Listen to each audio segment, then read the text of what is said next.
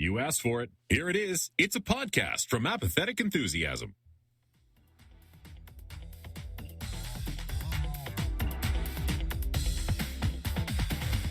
Coming to you live from tonight's History Channel special, The Battle of Blood Ridge, narrated by Lance Henriksen.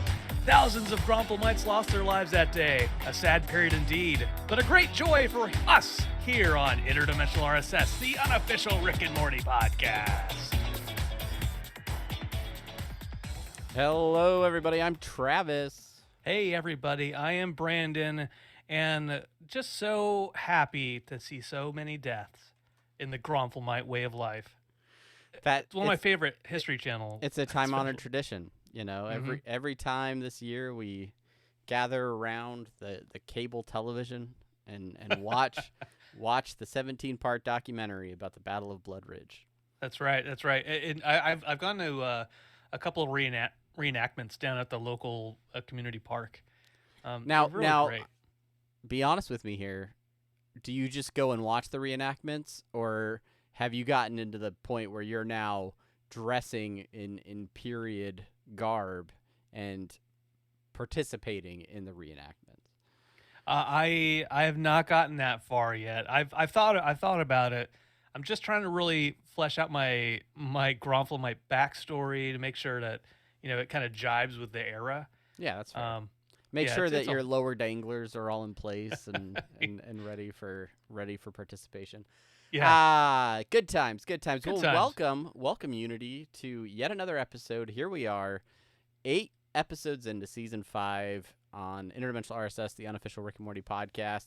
So happy to have you here to discuss what is questionably a forgettable episode that may or may not really ever be remembered in the history of the Rick and Morty fandom. But we'll talk about it anyway. It's what we do. It's who we are. But welcome. If you're new here, and you want to follow along and keep up with us on the social internets, there's a whole laundry list of ways you can do it, and I'm gonna read those to you now. So you can follow us on Twitter at Rick and Morty Pod, over on Facebook at facebook.com/Rick and Morty Podcast, or follow us on Instagram, Rick and Morty Podcast. You can also send us an email, rickandmortypodcast@gmail.com. We are over on Reddit. Brandon just pops up in all kinds of fun conversations over on the Rick and Morty subreddit, rickandmorty.reddit.com, or you can find us on our subreddit, rickandmortypodcast.reddit.com. We also have our own website, in case you don't know how to Reddit, and that's Rick and Morty Pod, or rickandmortypodcast.com. We got them both.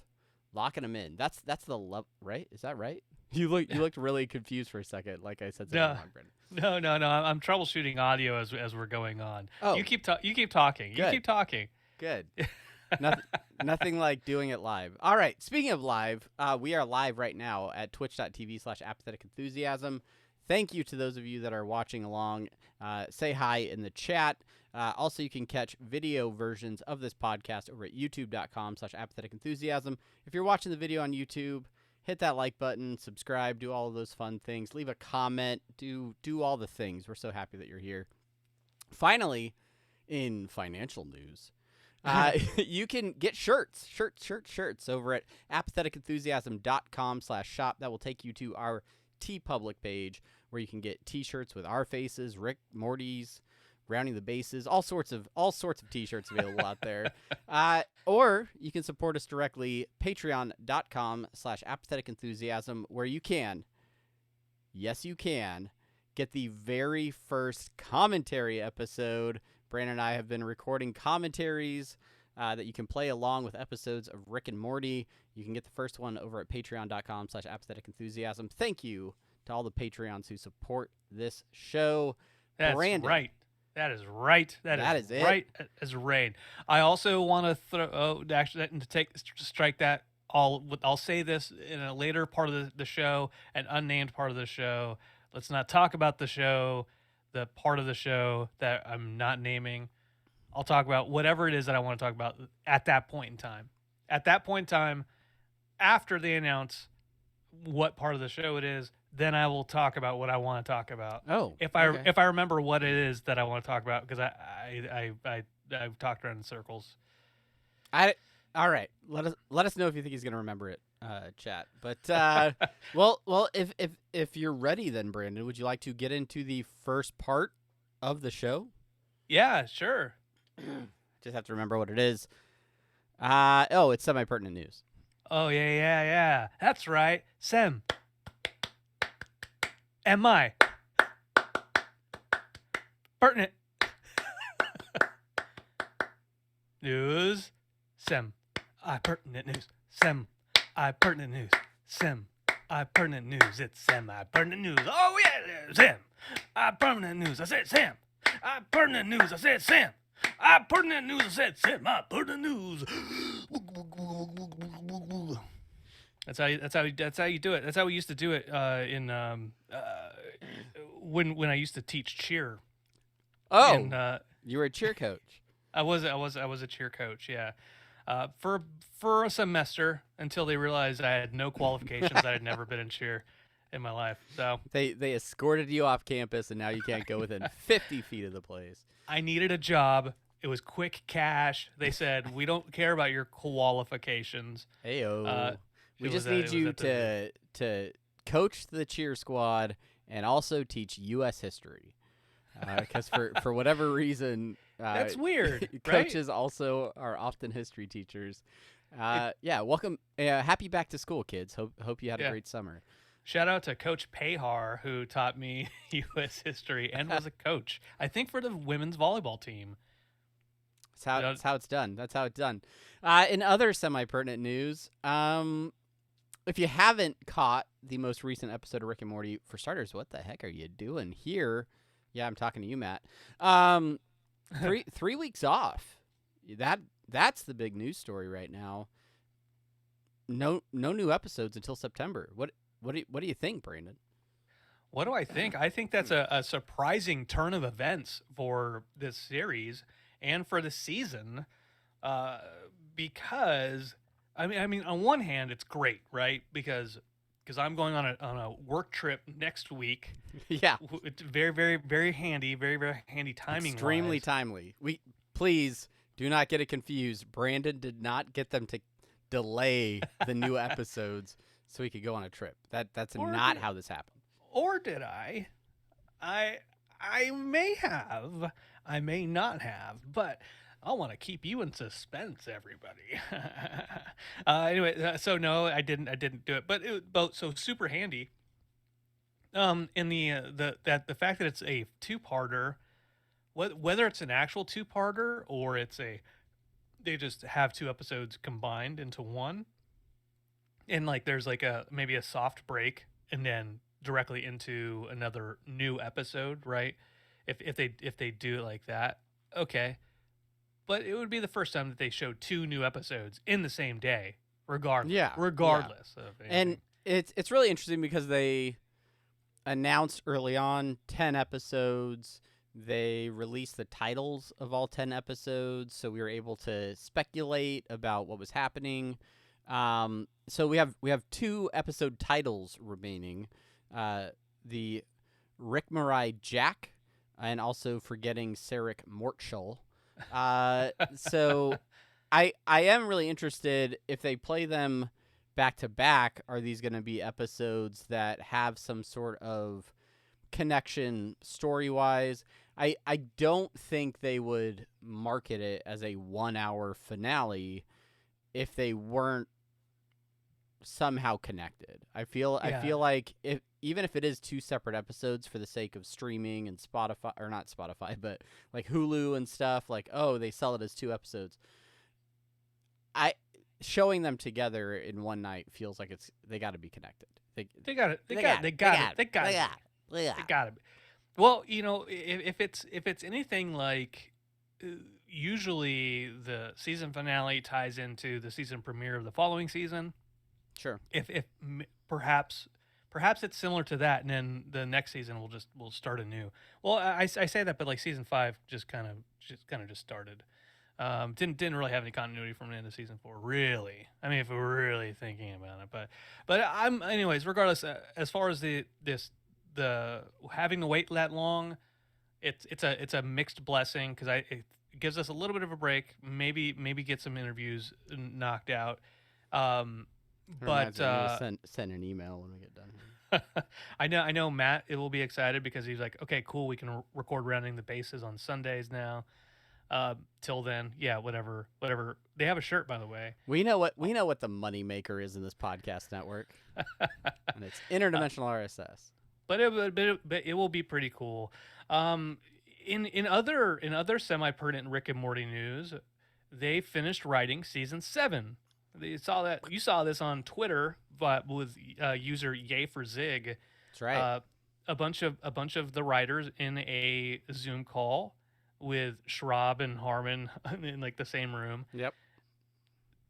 Season 7 finished. Writing. It's in the can. Well, it's not. It's on the page. But this is really. I mean. It's on the page. It's not on the can. You kill me. Classic. No, that was really good. Go ahead and continue. Okay. Anyway, yeah. So we still have not seen the final episode of season 5, and yet here we are, 2 additional seasons already, completely written. Does this give you hope for a shorter break between seasons? What is your expectation level right now? I don't know. Like the writing has steamrolled ahead, but at the same time we're getting a 3-week break so they can prep the finale for this season. I don't know. Animation is really hard. I get that. Animation is hard. Do you see the amount of work that goes into animating a new episode of Rick and Morty? There's just so much stuff going on at all times. I think there's a couple interviews that we read this last week. One with Royland, and maybe there's one with Harmon that I read recently too. But it was talking about just the amount of time that they spent in the writer's room, kind of going back and forth and getting after it. Now that Harmon is kind of focusing on other things, he's still in there. He's still putting his touches on the writer's room. But Scott is in there now as kind of like the showrunner, like full timing it. Yeah. So I think there's a certain level of efficiency that is going on now for them to finish the scripts and then the animation start and then not like change the script as the animation is going on. Hopefully there's a little bit more gap there. Hopefully. So I think it's pretty cool. That means that we've got at least till the end of season 7 for more half lore, like full-time lore stuff. That story train is just going to come rolling right through. No more interdimensional cable episodes. No more one-off 30-minute adventures. Nothing but lore and backstory from here on out. Lore.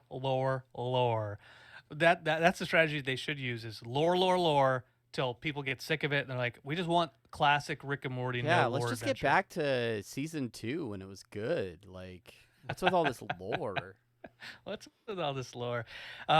Speaking of lore, that nothing to do with lore actually.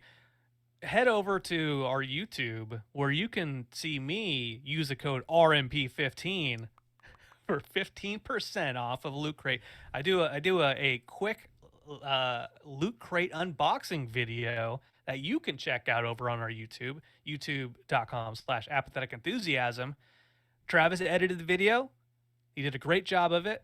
I edited the audio, did a poor job of it, and we put it together to come up with a mediocre product. Yeah. And you can watch the whole thing. That level of mediocrity is exactly what you expect from anything we put out. So yeah, you can check that out. That was a weird crate because most of the stuff like had been seen before. Yeah. I guess. Yeah. So.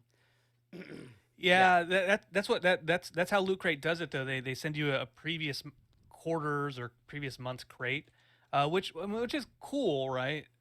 But I think people would like to see what's coming out in the new box. That way they can be excited about getting the new box. You would think but I don't run that business. and I don't claim to run that business. So anyway, Yeah, and if you did, we probably wouldn't have as much time for this podcast. So thank you for not doing that. that's right. All right, yeah, Reddit. Go back to Reddit. Reddit posts of the week. What do you got for us, Brandon? Oh yeah, Reddit post of the week. I don't want to spend too much time on this Reddit post of the week because I went through and I looked at what was hot this week, and it was a bunch of stuff that I felt was either like a rehash of previous memes and stuff like that. There's like a picture of like a giant seed, and they're like, look, we found the mega seeds. Ooh. But which you've seen variations of that picture. But the post this week was by a dollmaker, user dollmaker. They posted a picture of Peter Capaldi, and it says Peter Capaldi is a perfect Rick. And I think it has like 14,000 upvotes, but in a handful of reports saying like shit post, low effort, that type Yeah. of stuff. But I think because the Suicide Squad just came out on Friday, Friday, that Peter Capaldi is back in the mind's eye, so to speak. Sure. And people are like, oh yeah, the thinker Peter Capaldi, he would be a great Rick. So he's back in the Reddit spotlight. Shout out to him. This screams somebody watching that movie, going to the IMDb page and being like, "Oh, that picture looks kind of like Rick from Rick and Morty." I'll just post it over in the subreddit. Yep. Okay. Yep. And they get all that sweet internet karma. That's what they get. I'm more surprised that it wasn't the spoilery picture of Glorzo. Yeah, glory to Glorzo. That's right. Yeah. For all you no people spoilers. That watch Suicide Squad. That's right. All right. Well, let's move on from one social media network to the other, and let's talk about the Dan Harmon Social Media Minute. It's Dan's Social Media. Social Media Minute. All right. All right.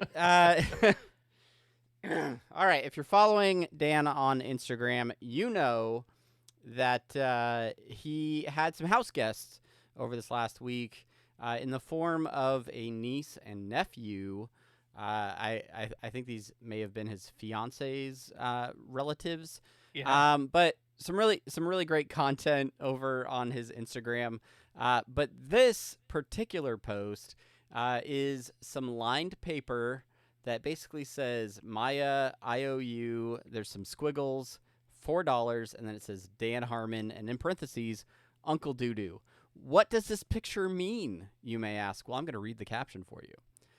Does anyone here work in financial or legal stuff? I'm in a situation, or maybe I'm not, and I'm overreacting, but I was approached tonight in my kitchen by a 5-year-old offering me a choice between 3 rings or 2. Those were absolutely the only 2 choices I was given. I have witnesses to that. I said 2.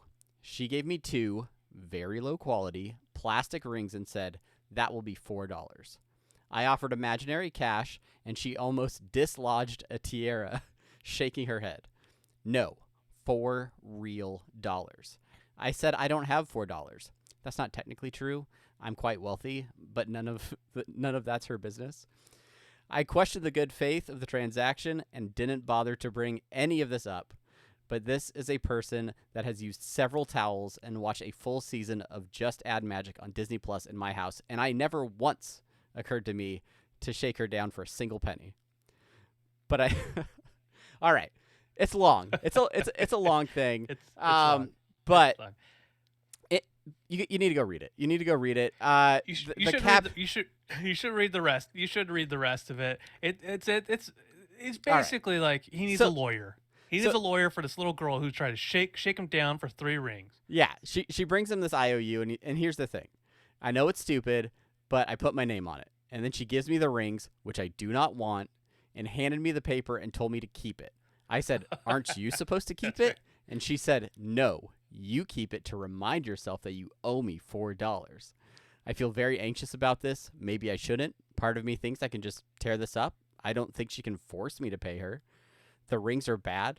They're too small for any of my fingers. She has like 7 teeth. but I think that's bad for me because she's Tooth Fairy liquid, and a lot of my equity is tied up in real estate. Dan. Oh, Dan. Getting into trouble with those nieces and nephews. But yeah, so there you have it. Dan Harmon Social Media Minute. Lots of fantastic captions on his posts. Follow Dan Harmon at Dan Harmon on Instagram. He doesn't pay us to do this. I don't know why we do this segment. Yeah, there it is. Dan Harmon Social Media Minute. I don't know either. He doesn't need the signal boost from us. It is one of those traditional things that we've done and we haven't stopped doing because I don't know. We should stop. Yeah, we need to make content. That's it's what this show is. All right, everybody. That is the semi-pertinent news for this week. If you have an interesting Rick and Morty related news story, please share that with us at Rick and Morty Pod or rickandmortypodcast@gmail.com. That's it. We have so much to talk about, so let's get right into it with the main thing.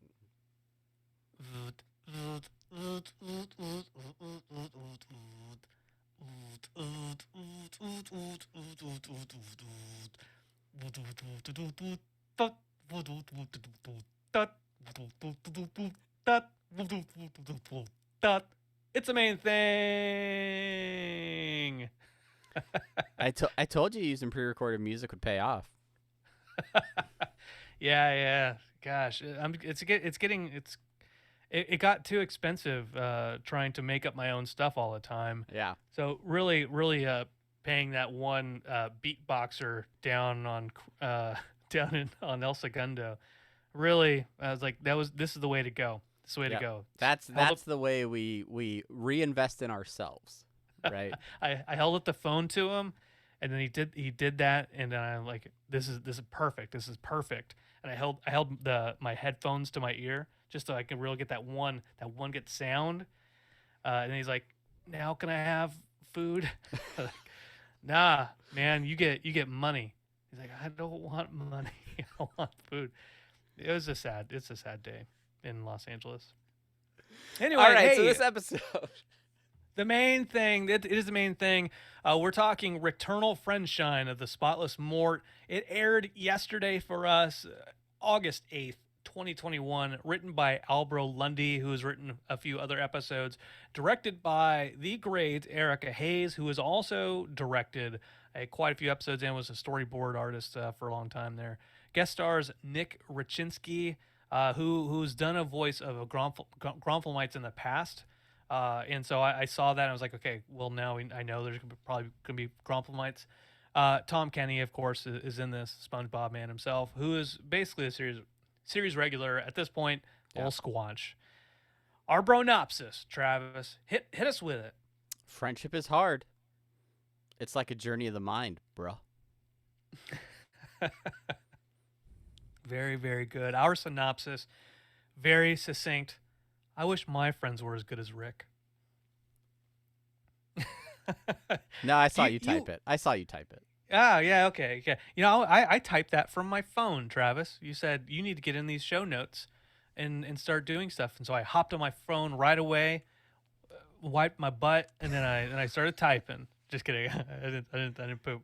I didn't poop this evening. No, not yet. Maybe after this. The show is still young. So obviously a title reference here from the good old Eternal Sunshine of the Spotless Mind. Great movie. Jim Carrey. I think your wife's in it. Yeah. Yeah. So it's phenomenal film. Phenomenal film. Let's go ahead and just get this out of the way. Travis, this was an episode that a lot of fans were really, really looking forward to. Before the season started, there had been rumors. Folks had said that Harmon claimed there was going to be some lore dumps this season. This may have been. I'm not gonna put all my eggs in this basket, but this could have been the episode that everybody was waiting for. And with regards to lore dump, what were your initial feelings about the episode upon first watch and upon subsequent rewatches? Yeah. So even before starting the episode, a little spoiled, right, about the potential premise for this. A lot of the creators who we follow on Twitter really hyping this episode. Really, Ryan Elder talking on Twitter about how excited he was for fans to see this episode. Then there were some little sneaks in the scenes from next week that hinted at what might happen in this episode, and you can kind of catch a glimpse of Bird Person's like platform that he's on in the background of one of those. So I had a pretty high level of confidence from a week before that this was probably going to be a Bird Person episode, and I was excited. But that also meant that this was definitely going to be lore heavy. This was going to be the serialized story continuity that so many fans have been clamoring for pretty much all season. And I'm cool with that. I think there have been some really great episodes in the past that help to tell this bigger multi-season arcing story. And so I was excited for it, and after seeing the episode, I thought it was good. I think it's a great episode for sure, and I think it develops Rick as a character more than maybe we've seen in a long time, and kind of helps him seem a little bit more vulnerable when he usually has a pretty harsh external shell, and doesn't seem to let too many people in. And I don't. If I'm being completely honest, think it was quite as funny as some of the other episodes that we've gotten this season, but that wasn't the driving force behind it. There were still some great laughs in this episode, but it was definitely driven more by action and a lot of, I don't want to say exposition, but it was very much like, here is a bunch of backstory that fans have been wanting to see. We're giving it all to you. 22 minutes or less. I don't know. What did you think? Yeah. You said a lot of things in there that I wanted to comment on or kind of amplify, and I forget most of them. But because I think, like, we talk about the amount of lore that we got. Previous episodes, I can't think right now of an episode that was purely about getting information. Like we learn stuff about Rick, and we learn stuff about Mort. We learn stuff about these characters, kind of like in spurts, like little tidbits, of information, not a complete episode. Even the things that we learn eventually, we learn from the context of the present. You talk about like evil Morty in season 1 coming back in season 3, become President Morty. That is taking place in the present. We're not learning about stuff in the past. Even like if you talk about the Mr. Nimbus episode with him like dropping like, oh, what happened to Kyle or whatever, like that's, if that is actual lore, as an example, sure, it's taking place in the present. The stuff with Space Beth, all that happens now. This episode uses the idea of a person's memories and interacting with a person's memory in order to tell us, go do like a flashback episode, to have an actual Rick and Morty flashback episode without having it kind of be cheap flashback episode. Yeah. I mean, they certainly could have been a lot more lazy about it and just been like, oh, let me go through these files, or let me look up all these memory backups, almost like a Morty's Mind Blowers to a degree, right? But instead, they go almost like early season 1, Scary Terry type. Let's enter in it. I would have loved it actually if they'd used the same device in some way that they used to incept Goldenfold, and that. That'd have been a great callback, but he has some weird IV system, which still is Inception-y in its use. But yeah, and so he actually travels through those memories, and I think that's a much more Rick and Morty way of sharing that same information while still raising the level of sci-fi craziness in this episode. Yeah, for sure, for sure. The other thing I wanted to comment on, you talk about Rick's vulnerability. That has been seen more than once in this season as well. Sure. With the Mortiplicity episode, we talked at length about that. At least I did, about whereas there didn't seem to be a whole lot of theme.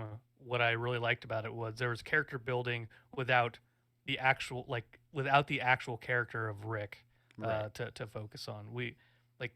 There were actions being taken by a version of Rick, and he came to grow as a character, which gave us the viewer insight into the actual Rick's character. Yeah. No, absolutely. And I think, I mean, even going back to season 4, they are really, recrafting who Rick is and adding more depth as the show goes on. But this was really, I think, a next level when we talk about the friendship of Bird Person and Rick, and I save maybe for Morty and maybe Beth. This is probably the closest relationship that Rick has allowed himself to have since the show started. How did you feel about sort of this exploration into the friendship between Bird Person and Rick, and how Rick perceived the friendship and what he was willing to go through to preserve it? Yeah, I think them going back and looking at the origins of the Rick and Bird Person friendship was they needed to do that in order for us to see that Rick does have the capacity to care about people, and just in the way of going to try to save his best friend, that it's not a selfish thing. Like he saw himself in the past, and then start regretting things that he's done, the way he's treated his friend, and then kind of come to terms with that in order to save his friend. I think we all have friends that we have different friendships with folks. I'm closer to some people than I am to others. This is a friendship of opportunity, right? There's no love here. Yeah, no. This is almost strictly a business partnership, if that. If that. Failing business partnership. Yeah, we are losing so much money, and really the only thing keeping me tied to you is the bankalines. That's right. That's right. Don't forget to go to patreon.com/apathetic enthusiasm. Use the code RMP15. But friend, we have different types of friends, and I go back to the season 2 finale when Rick is starting to do his speech at Bird Person's wedding about being best friends, and then Squanch crumples up, or he throws his friendship bracelet on the table. Yeah. We have friends, and they've affected us over the years. That relationship is just very interesting because they both want something different, and even though they're both idealistic, one has revenge on his mind, and the other person just wants a friend. Ultimately, yeah. And I think Bird Person's memory even realizes that. What did you think about this is. We talk about the Battle of Blood Ridge. You and I have been talking about the Battle of Blood Ridge for over 4 years now. Is that right? Yeah. February 5th, 2017. We talked about on episode 4 of this podcast, the Battle of Blood Ridge. Gosh, that was so long ago. That was an entire presidential term ago. Wow. Jeez. Hindsight, am I right? Anyway, yeah, so we get an opportunity finally to witness the Battle of Blood Ridge, which has been referenced in the past episodes. It's it's one of those things that you know about from Rick's past, but you never have real concrete context. And now here it is. We get to see the battle take place against the Gronflemite army. It's epic. The scale is huge.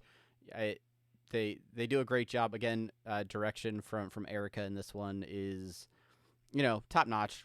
Great job. But the scene where they're working together and doing that like spinning guns over each other's shoulders type move. That's one of my favorite bits. But that all culminates in a successful victory.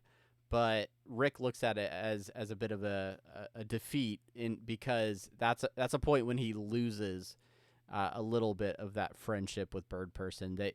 There is a little bit more reality injected into the situation where Rick wants to go explore the galaxies. He feels like that battle doesn't really matter, and to Bird Person, this is exactly what matters. This fight is what matters. And they have a bit of a falling out. How did you feel about the way that scene was delivered on screen?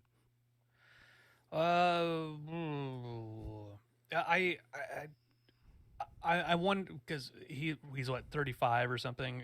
Rick is at that point in time, and then he disappears for a while. So clearly, at some point in between that point and when we first meet Bird Person, he has rekindled some kind of friendship with him. Right.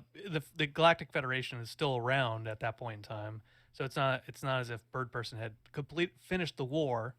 Yeah.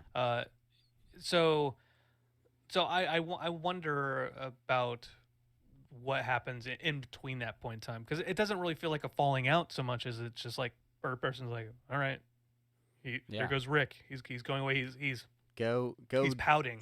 Go shoot your green circle on something and disappear for who knows how long. He's pouting about it, and so it's like a one-sided fallout. It's same thing when Rick gets pissed off at anybody. Eventually he comes crawling back because he doesn't really have anybody. Yeah, that's true. Which, another lore dump here, right? One of the big should we get into big reveals? I don't know. Do you want to talk about more about friendship or?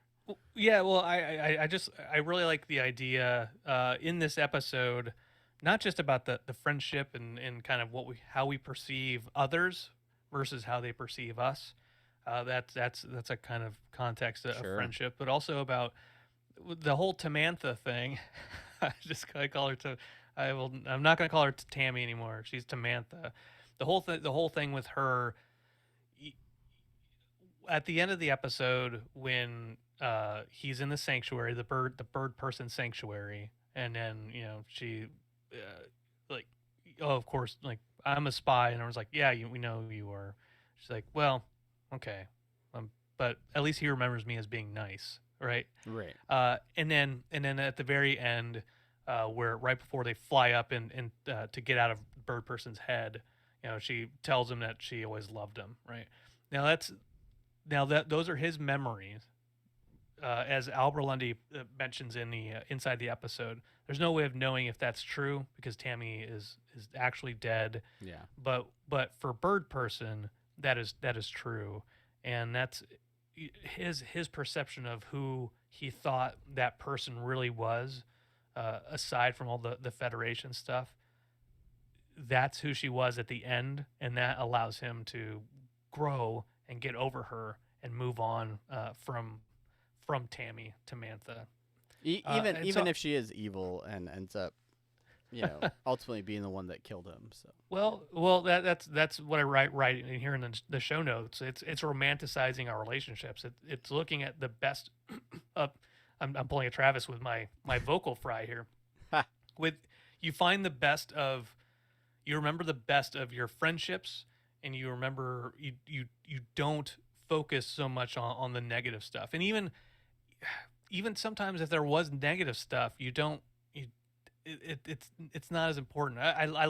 I'm back in California now, as you know, Travis, and so I have a lot of connections and friends that have been around here, friends that I've lost touch with over the years, and and a couple of friends. I'm not going to say who they are, but I used to be really close with them, and then I left, and I tried to maintain contact, and then they just, it's separated. It's just separated. Yeah. And so then I look back on that friendship, and for a long time I was like, it was good. Like we're all so close. We're all so I love them, and they they love me.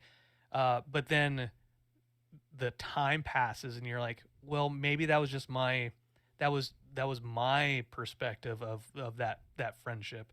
That wasn't their perspective of the friendship.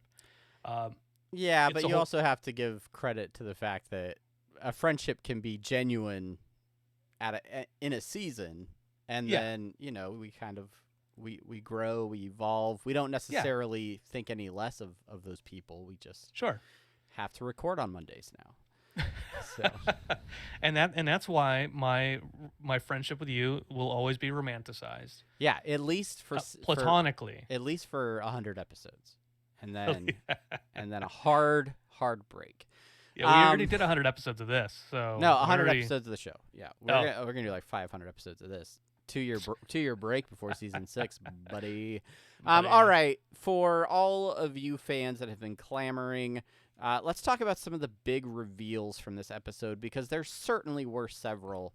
First off, we get to see pretty early on how and where Rick and Bird Person actually meet. It's some sort of like Burning Man, some sort of alien Burning Man concert. Rick is giving out free hits on some alien substance, and offers some to Bird Person, who we find out his culture considers names to be like cages, so his friends just call him Bird Person, and that's how they meet. And then very quickly it sort of jumps through a series of scenes, sort of seeing the progression of their friendship, from Bird Person helping Rick to fight off some other dimensional Ricks, and then quickly a team coming together to plan that battle of Blood Ridge, which is where Rick meets the Memory Rick, and then they kind of team up to help save Bird Person. I don't know, anything from those scenes like grab at you. I felt like all of it was pretty much like, cool, yeah, this is context, but none of that was like super earth-shattering to me. No, nothing was super earth-shattering. The first time we see them shooting guns at other Ricks, Rick talks about it's a revenge mission. Just shoot at the guys who look like me with sci-fi haircuts. So that there's a little background for that, and let's keep season 3 in mind. The whole idea of the Szechuan sauce and the formulated memories that Rick used to trick the Gromphomite into eventually letting him out. That there is probably some truth in those moments, even though they said he were lying, right? Sure. So that brings up the first one, right? Which is that Rick's original Beth is dead, and therefore the original Morty and Summer don't exist either, because Rick is a creepy. Oh, you moved into one of our abandoned Beth's house. Yeah. Which is, I don't know. It's weird because, like, okay, so obviously this show has infinite possibilities, infinite dimensions. Yeah, there's gonna be probably a lot of areas or a lot of timelines where Beth dies, or whatever happened to Rick's wife, maybe that happens to Beth as well. We don't know. But yeah, obviously there's other timelines where Beth grows up, Beth exists. The fact that this Beth, the Beth that we know in the show, has memories of Rick basically abandoning her and then coming back a long time later.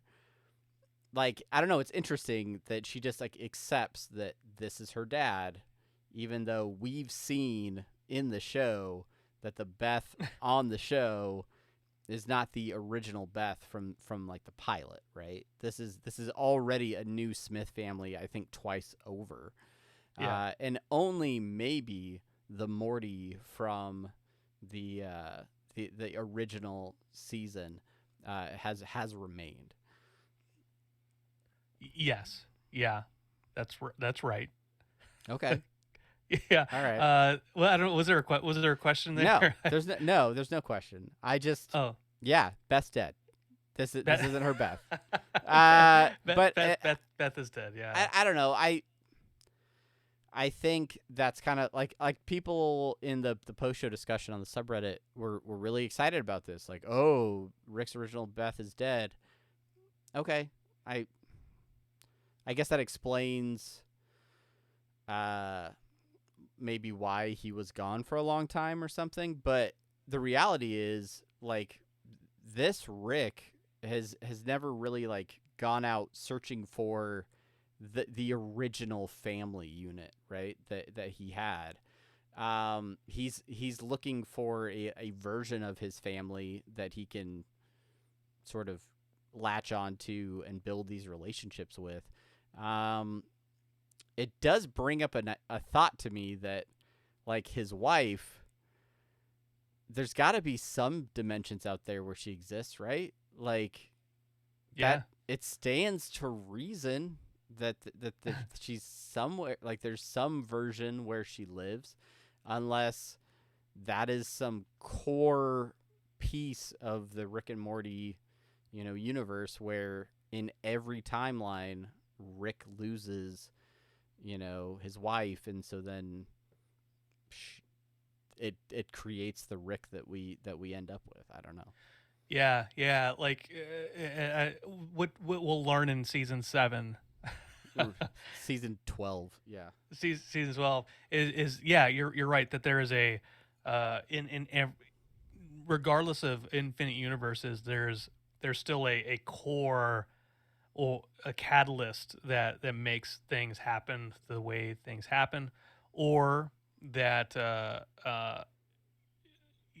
if for example, like all the Citadel of Ricks, they're all there. Ricks are universally assholes, with the exception of maybe Doofus Rick, but there's some key moment in every being's existence that is similar. Yeah. And maybe the pathways are a little bit different, but it still gets them to the kind of same endpoint. But that there can still be singularities. I don't think that's right. Where like single instances still of very, very unique circumstances. Yeah. That create certain beings, like a Morty Prime, the one true Morty. That's right. Rick Prime, right? So the other bit of lore that we get here is that Bird Person and Tammy had a child. And because it's a repressed memory, we know that it is true. Plus the after scenes. Sure. It's obvious that Sure. it's Tammy's. So Bird Daughter exists. She is canon. She is locked up in a prison somewhere, and Bird Person has to go and do that parenting that Rick tries to avoid. So he's gonna see Rick when he sees him. But yeah, I don't know.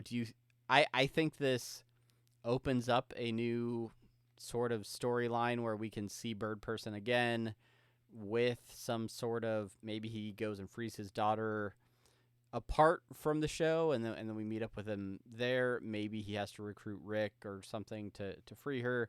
Lots of options there.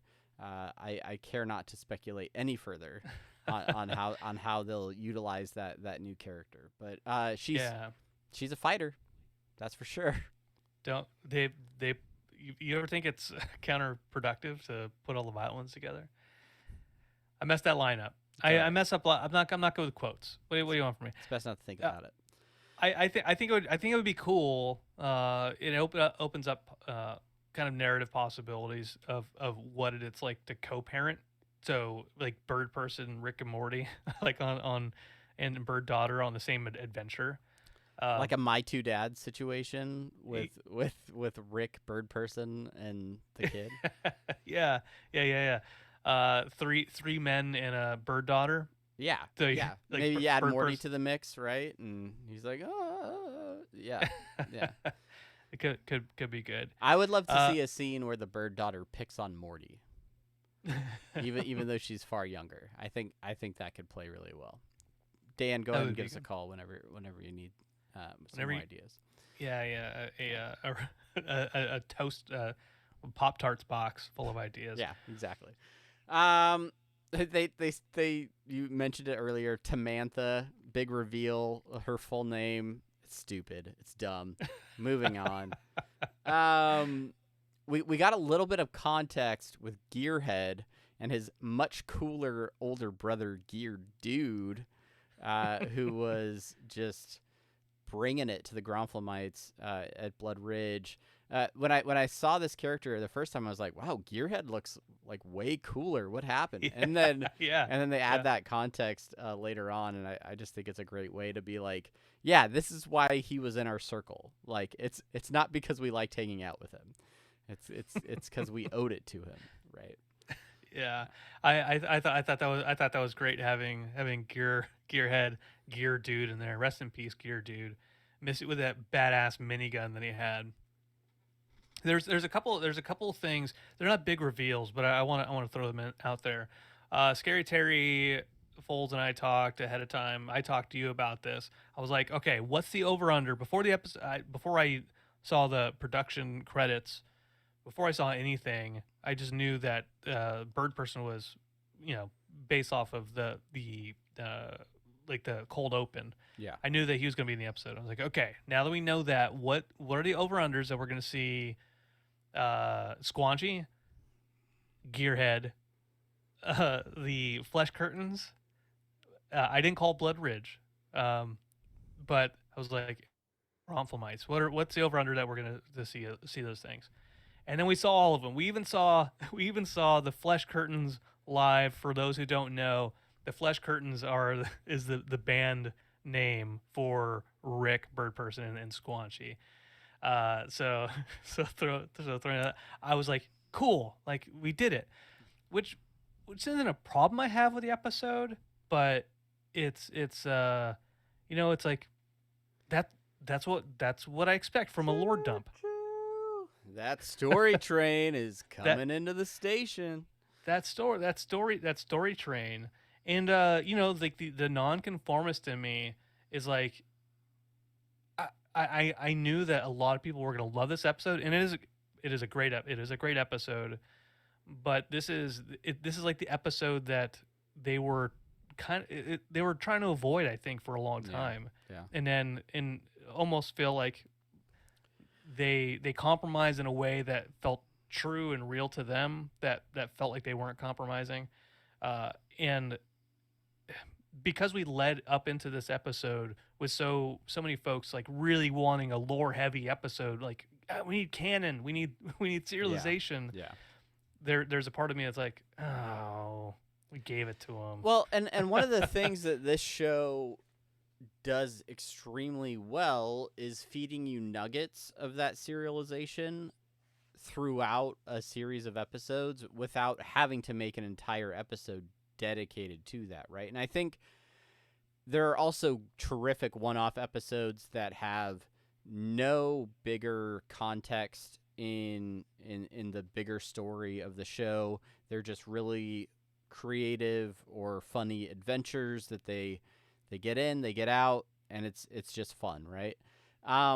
That's the part to me where I didn't fully understand some of the criticism from some fans this season, where I was like, yeah, like some of these episodes are just going to be fun, and they can sprinkle in that continuity, and I'm happy with it.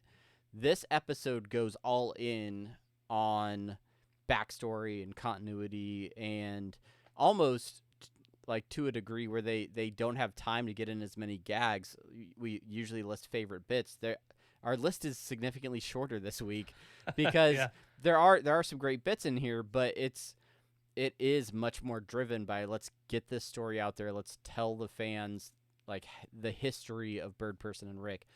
And I think the pendulum is swinging a little too far the other way in this episode. So still a great episode, still in good episode range, but I think this was almost too much. And for the fans that are like, this is what I want Rick and Morty to be, I disagree. I'm sorry. I think give me a classic Rick and Morty adventure that has no bigger meaning, and if it's fun, I'm here for it as well. I like both episodes, but I think the show would suffer if every episode was this lore heavy and serialized. Yeah, even talking about going back to Rick Lannis mix up, people they kind of use that as a template for like that was a lore heavy episode. Like no, it wasn't really. I didn't think it was like because that episode doesn't affect the Rick that we're following now. Like it's a side story. It's an Elseworlds tale. But it has Evil Morty in it. But it has Evil Morty. The first time we see Evil Morty, it was like, oh, there's this character, and then we don't see him again for 2 more seasons. Yeah. As an example of things like, I don't think this is really what you didn't fall in love with this type of episode, because this episode didn't exist in the entire series run until right now. So this can't be what you fell in love with for Rick and Morty, because with the exception of I would say, and I say this, but even I disagree with myself a little bit. The season 4 finale with all the Tammy and Bird Person kind of closure. Yeah. Right. Yeah. But that's still like that was fan servicey a little bit, but it was still pushing the narrative forward. Yeah. This doesn't push the narrative forward. This gives us a snapshot in time, and does nothing for the plot other than to give us the characterization of Rick, that he does in fact love people. He just shows it very.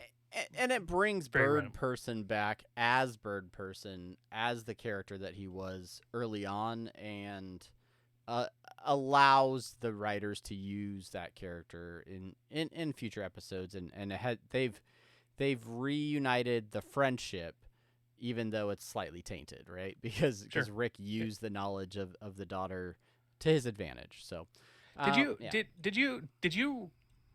I've watched it 3 times, trying to pinpoint the moment that feels true, that little bit. Did you get that sense that he was withholding it intentionally to save his ass? I never got that impression watching the show, but I can, we talk about friendship and perception and how people perceive information. I can see how, Rick shows up. He has a whole conversation trying to convince Bird Person to live and to move on. And it's not until he has Rick. He has definitively said, Bird Person's definitively said, like, I died on my wedding day. I'm just waiting to catch up with that. That Rick pulls out the baby card and says, well, hey, here's the deal. You have something worth living for. He could have, the moment he tackles him, be like, hey, you have a baby. I just found out this information. Like, this might be important to you. He does withhold that information until he has a strategic advantage to use it. Or he's just hyper-focused on trying to get his friend back, and then he's like, oh, yeah, by the way, I found out you have a kid. But Rick doesn't deny it in the garage, right? Like, he doesn't deny that he saved that information for when he could use it. So, classic Rick. He is fallible. He makes mistakes. Fair enough. How many times do they say fair enough in this episode? I feel like they said it like 6 or 7 20, I don't know. maybe 100 times.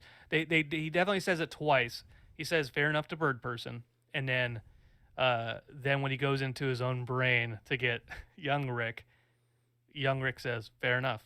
They both say fair enough in the span of 2 minutes. Crazy. Yeah. That is something I did not notice. What does that mean? What does that mean? We should our next episode in the off season. Fair enough. We're just gonna title it "Fair Enough." Yeah. The what does that mean? Episode.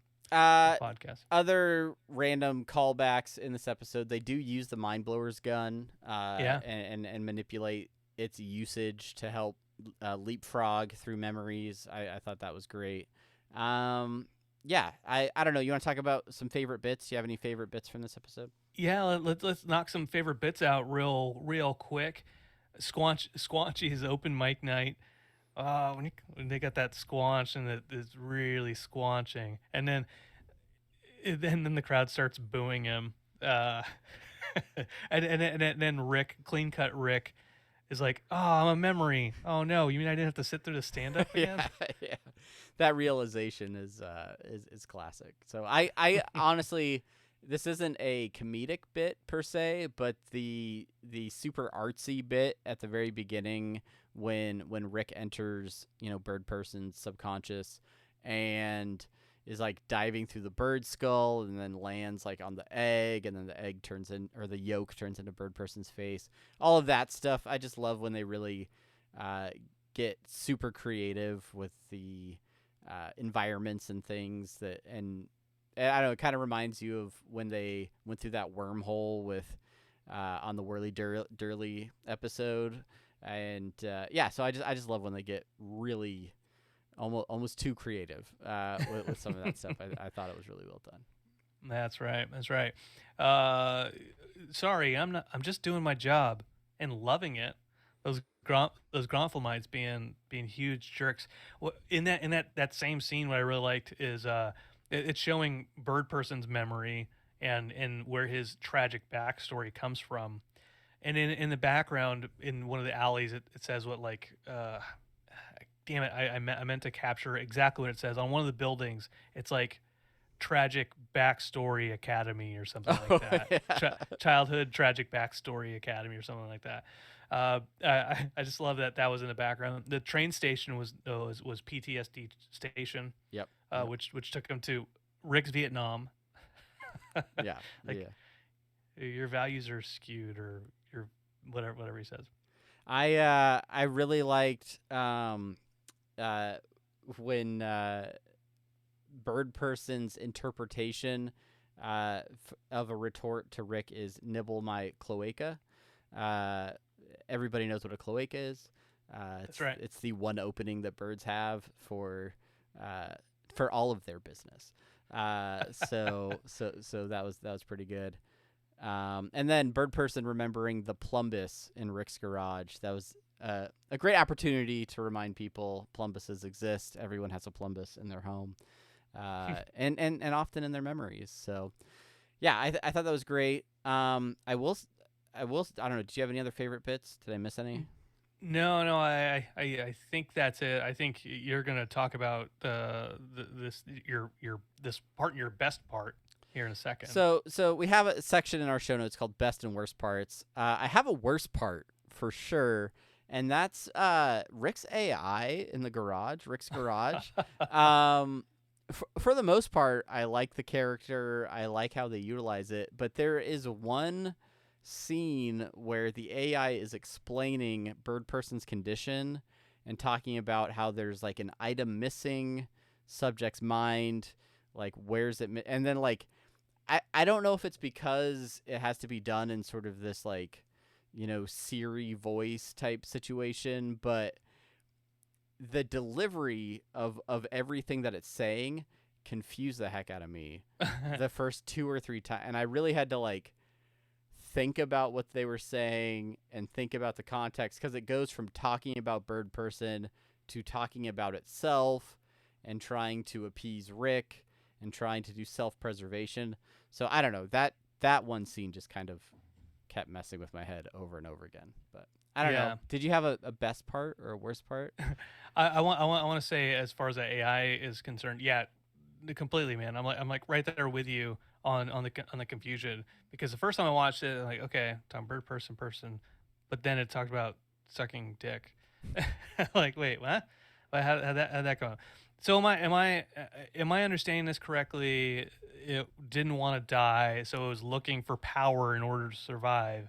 And in order to do that, it needed a new best friend in a random guy walking past to bring solar supplies and battery chargers. Yes. Is So that the joke? I mean, yes, that is That's the what joke. little B plot we got in this episode is the garage's attempt at self-preservation, thinking that Rick may not make it out alive, and therefore using the random neighbor to try and engineer, some sort of power supply to live on indefinitely. Hilarious. We're all Marvel fans.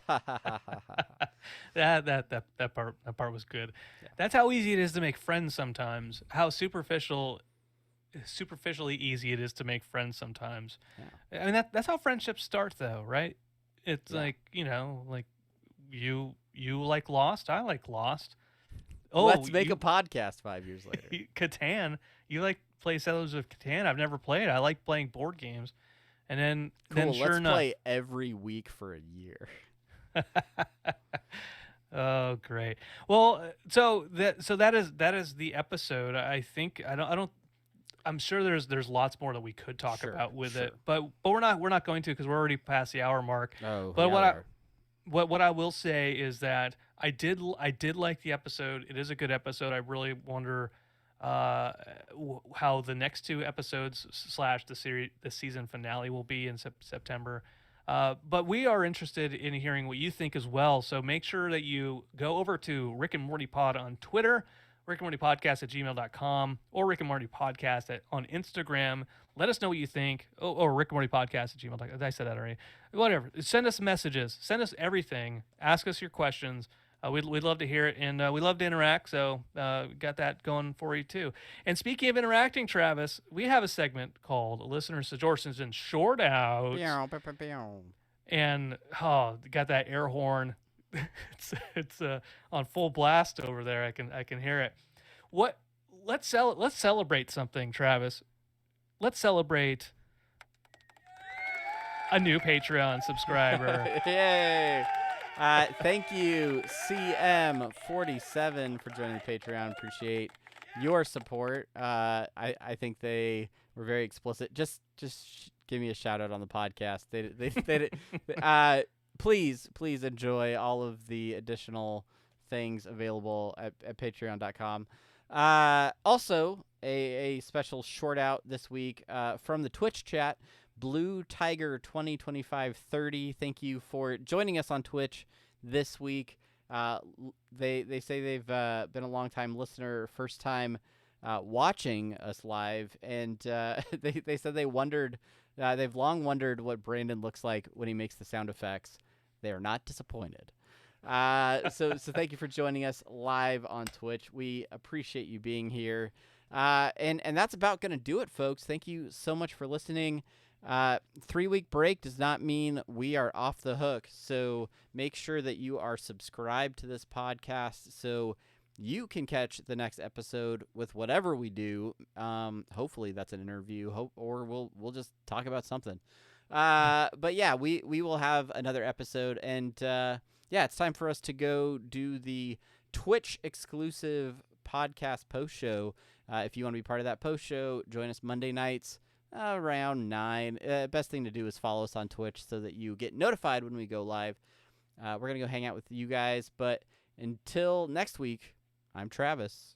And I am Brandon. Thank you so much for listening. Thank you. Thank you for listening. Thank you. You asked for it.